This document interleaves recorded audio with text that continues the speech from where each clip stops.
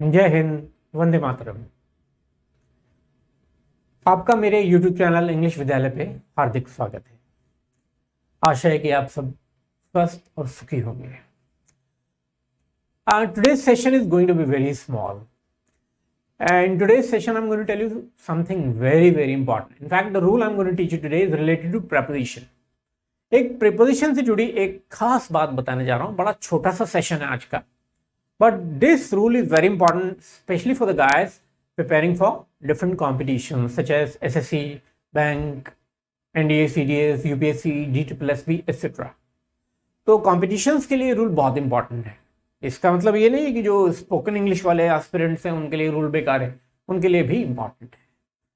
छोटा सा रूल है, प्रेपोजिशन से रिलेटेड है, but it's very important, so it's very imperative for you to know this. तो दो सेंटेंसेस हम पढ़ते हैं। शी कम्स, ब्लैंक छोड़ा है मैंने, यहां पर एक प्रेपोजिशन कर है।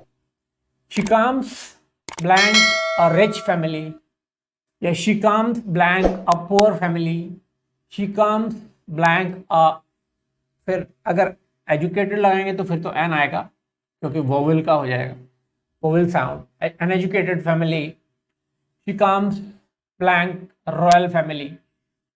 इसका मतलब ये नहीं है कि वो इस फैमिली से आती है, इसका मतलब वो इस फैमिली से बिलोंग करती है।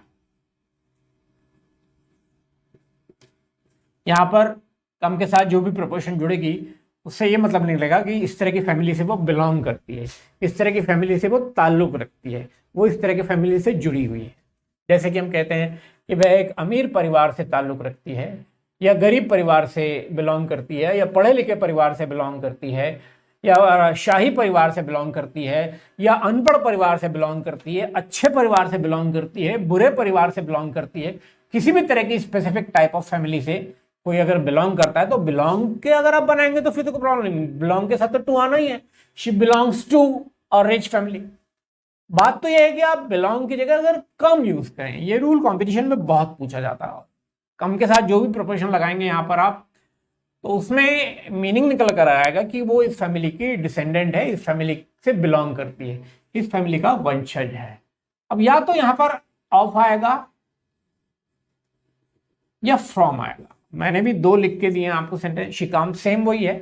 आपको ब्लैंक दिया कि ऑफ अच्छा लग रहा है या फ्रॉम, मैं दोनों रख देता हूं। She comes of a rich, वो या अनएजुकेटेड या रॉयल, किसी भी तरह की फैमिली, अच्छी फैमिली भी हो सकता है, गुड फैमिली भी हो सकता है, बैड फैमिली भी हो सकता है, वो इस तरह की फैमिली से बिलोंग करती है, ताल्लुक रखती है, जुड़ी हुई है। तो ऑफ भी रख के दिखाया और फ्रॉम भी रख के दिखाया।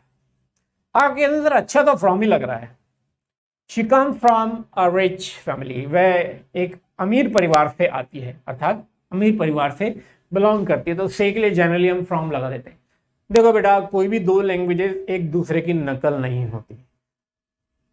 हर दो लैंग्वेजेस या तीन लैंग्वेज, हर लैंग्वेज का अपना एक अलग ट्रैक होता है। ये जरूरी नहीं है कि आप हिंदी में जहां से पाएंगे तो इंग्लिश में फ्रॉम लगा ही देंगे, राइट? हर लैंग्वेज का अपना एक ट्रैक होता है। ये जो प्रेपोजिशन का फील्ड है, it's very complicated, very complex. इसमें तो बहुत अलग अलग चीजें हैं। अब क्या होता है, हम जो इनिशियली स्टेज पे जो बच्चे इंग्लिश सीखना शुरू करते हैं, इन प्रेपोजिशन बहुत मात खा जाते हैं। But once they get into practice, once they get into flow, these problems subside. Practice होने के बाद ये समस्याएं दूर हो जाती हैं, बट इट टेक्स टाइम। तो हिंदी से प्रभावित होकर हमने फ्रॉम लगा दिया, क्योंकि हिंदी में बोलते हैं वह गरीब परिवार, अमीर परिवार से या गरीब परिवार से आती है या ताल्लुक रखती है। लेकिन इंग्लिश हिंदी के हिसाब से नहीं चलेगी। This is incorrect and this is right. आपको बहुत ऑकवर्ड लग रहा होगा, she comes of a rich family. आप कहेंगे सर ये तो गले नहीं, स्टिकिंग इन द थ्रॉट। अच्छा तो यही लग रहा है। अरे भाई, आपके अच्छे लगने से थोड़ी चलेगी इंग्लिश लैंग्वेज।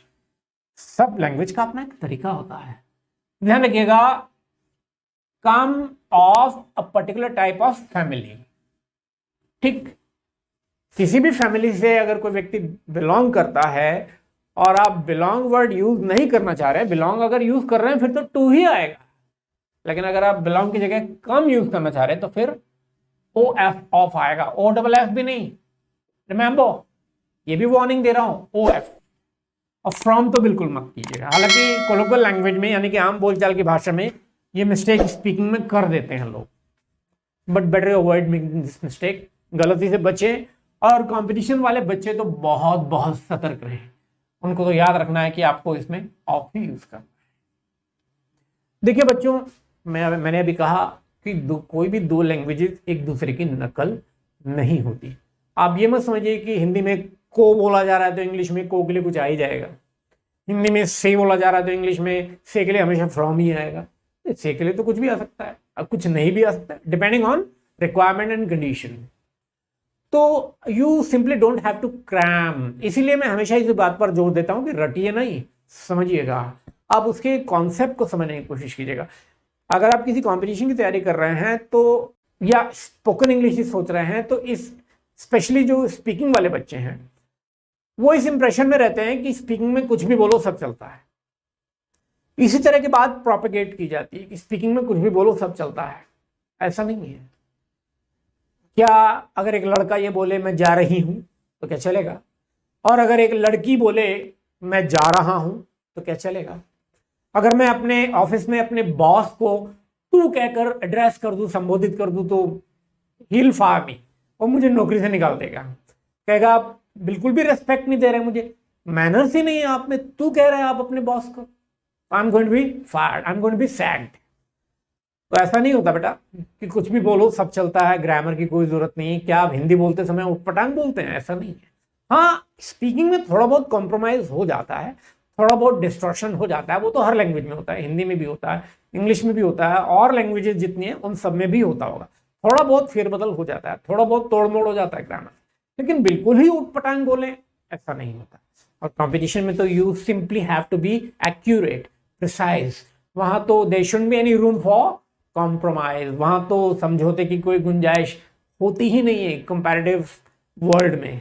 ध्यान रखिएगा, she comes of a rich, poor, educated, good, bad etcetera family. तो आज मैंने आपको एक छोटा सा रोल पढ़ाया है, इसको दिमाग में बैठाइएगा और प्रैक्टिस कीजिएगा। हाँ, I forgot to tell you one thing, अगर कोई व्यक्ति किसी स्थान से बिलोंग करता है तो फ्रॉम आएगा।